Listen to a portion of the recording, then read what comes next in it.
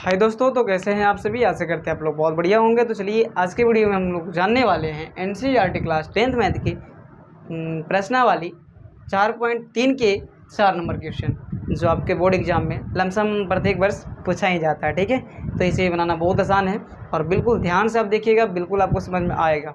ठीक है ना, चलिए समझते हैं। सबसे पहले क्वेश्चन को पढ़ेंगे, ध्यान से गौर से आप भी समझिएगा, हम समझा रहे हैं। ठीक है, आइए। तो सबसे पहले कहता है कि 3 वर्ष पूर्व रहमान की आयु, 3 वर्ष पूर्व रहमान की आयु वर्षों में। अरे भाई साहब, आयु कुछ भी रहेगा, वर्ष में रहेगा, है कि नहीं। चलिए, काव्य व्युत्क्रम जो है, देखिए सुनिए ध्यान से। 3 वर्ष पूर्व रहमान की आयु का व्युत्क्रम, ठीक है, 3 वर्ष पूर्व। आप बताइएगा क्या होता है क्या नहीं होता, हम बताएंगे, समझाएंगे। अगर नहीं आता तो ठीक, आप लोग कमेंट में ज़रूर बताइए कि पूर्व का मतलब क्या होता है। ठीक है, बोल रहा है कि 3 वर्ष पूर्व रहमान की आयु कितना होगा, आप कमेंट में लिखिए। ठीक है, चलिए उसके बाद में कहता है कि अब से 5 वर्ष पश्चात आयु के व्युत्क्रम का योग, 5 वर्ष पूर्व नहीं पश्चात आयु के व्युत्क्रम का जो योग है 1/3 है इसकी वर्तमान आयु। देखिए आपको स्क्रीन पे आपको क्वेश्चन दिख रहा होगा। चलिए समझते हैं। सबसे पहले बोला कि जो रहमान की आयु है 3 वर्ष पूर्व, ठीक है, 3 वर्ष पूर्व रहमान की आयु का व्युत्क्रम और अब से 5 वर्ष पश्चात रहमान की आयु का व्युत्क्रम का योग जो है कितना है, तो बताया गया है कि 1/3 है। देखिए ध्यान से। तो सबसे पहले बता दें आपको, आप लोग कमेंट में लिखिए मत लिखिए, मैं बताता हूँ अभी। ठीक है, चलिए तो बात करें पूर्व की, तो यहाँ पर सबसे पहले मानना होगा आपको, मान लीजिए कि रहमान की आयु जो है वर्तमान आयु x वर्ष, मानने तो आपको आता होगा, है ना। जो पूछ रहा है वही आपको मानना है। तो पूछ रहा था कि रहमान की वर्तमान आयु, तो वही हम लिख दिए हैं कि माना कि रहमान की वर्तमान आयु क्या है, x वर्ष है। ठीक है ना।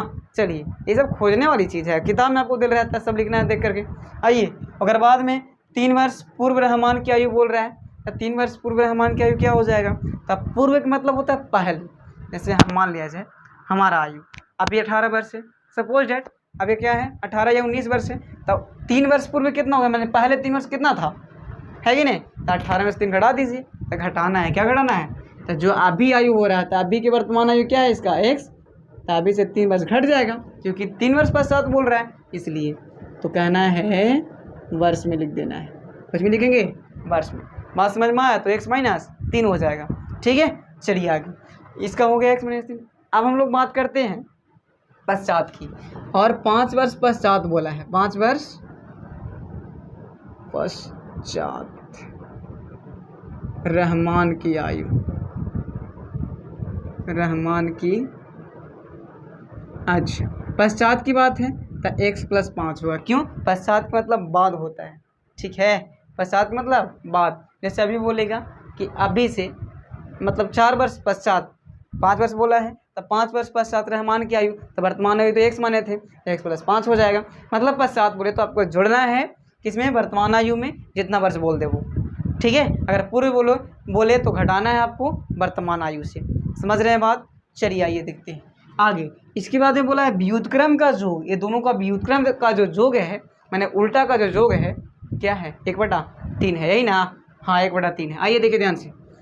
तो व्युत्क्रम पहले निकालते हैं हम लोग, देख लो थोड़ा सा 1 मिनट। व्युत्क्रम की बात करें, अच्छा व्युत्क्रम देख लो। व्युत्क्रम मतलब होता है कुछ उल्टा। 1 मिनट बताओ आप लोग, वर्ष।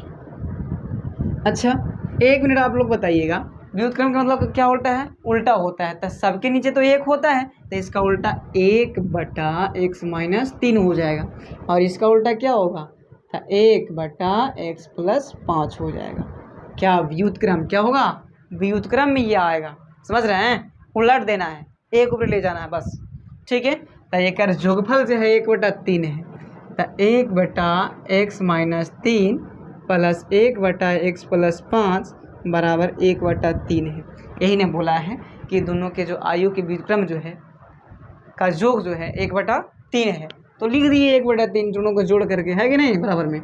चलिए, तो अब इसका क्या करेंगे, एलसीएम करेंगे। तो एलसीएम तो होगा नहीं, हम लोग को आता नहीं है। तो आता नहीं है तो क्या करेंगे, डायरेक्ट गुना में लिख करके गुना कर देंगे, है कि नहीं। चलो आओ, तो x - 3 से x - 3 तो ख़त्म हो जाएगा, तो बचेगा x + 5। आराम से x + 5 डाल देना है। ठीक है, प्लस का प्लस दे देना है, एक्स प्लस 5 से एक्स प्लस 5 खत्म, तो एक्स माइनस 3 बचेगा। क्या बचेगा? एक्स माइनस 3 बचेगा। अब बराबर में कहाँ है? 1/3 है, तो लिख दीजिए 3। चलिए आइए, अब एक्स में यहाँ पास ध्यान से देखिएगा, एक्स का एक्स प्लस 5 का 5, यहाँ प्लस आया हुआ है इसलिए ऐसा कर रहे हैं हम, ठीक है। प्लस एक्स में करेंगे गुना तब प्लस एक्स ही होगा, प्लस माइनस माइनस 3 हो जाती है ना, बट्टा। अब एक्स में देखो, अब शॉर्ट तुम लोग बताते हैं गुना करने के लिए, पहले एक्स से ये दोनों में गुना करते हैं, तो एक्स में एक्स से तो एक्स स्क्वायर, फिर एक्स में 5 से करो तो कितना 5x हो जाएगा, है कि नहीं। अब माइनस 3 में x से करेंगे तब minus plus minus, minus plus minus, और 3 में x से था 3x, माइनस प्लस माइनस 3 बचे 15 बराबर 1/3। बात समझ में आ रहा है? चलिए गुना कर दिए फटाफट, x में पहले x से, फिर x में 5 से, है ना, तो 5x, माइनस 3 में x से तो माइनस 3x, माइनस 3 में 5 से तो माइनस 15। बात समझ में आया? चलिए, तो x यहाँ x यहाँ था 2x ना, ठीक है।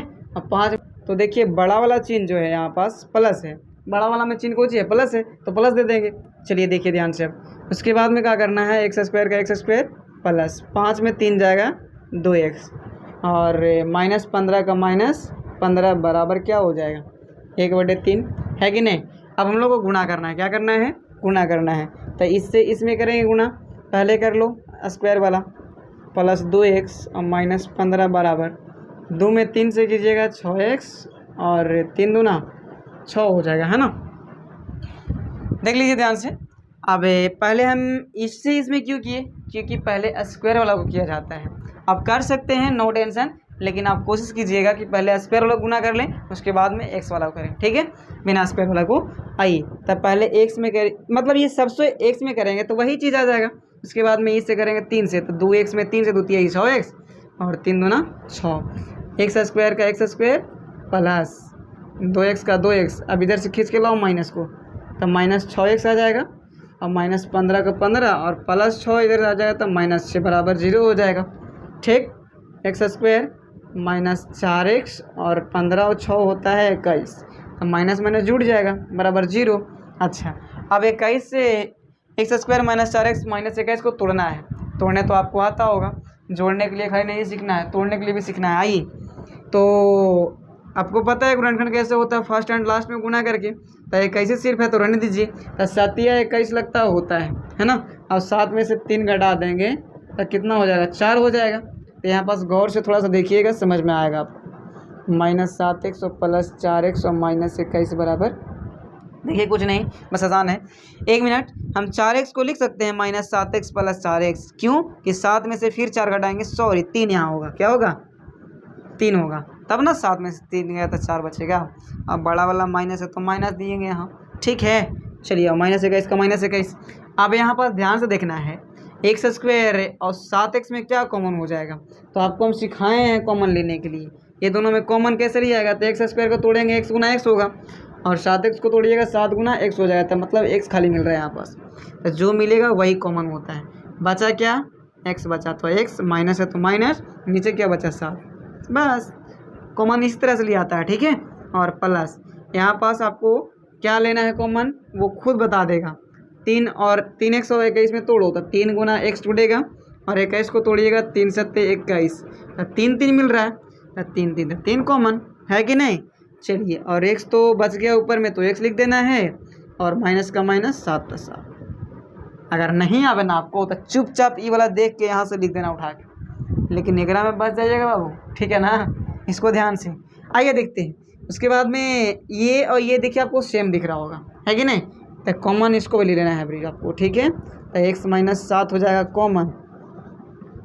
जब ये अब कॉमन हो गया, तो अब ये दोनों जब निकल गया तब बचा कुछ x प्लस 3 खाली बचा, तो x प्लस 3 बराबर में 0। आइए थोड़ा सा इधर देखते हैं ध्यान से।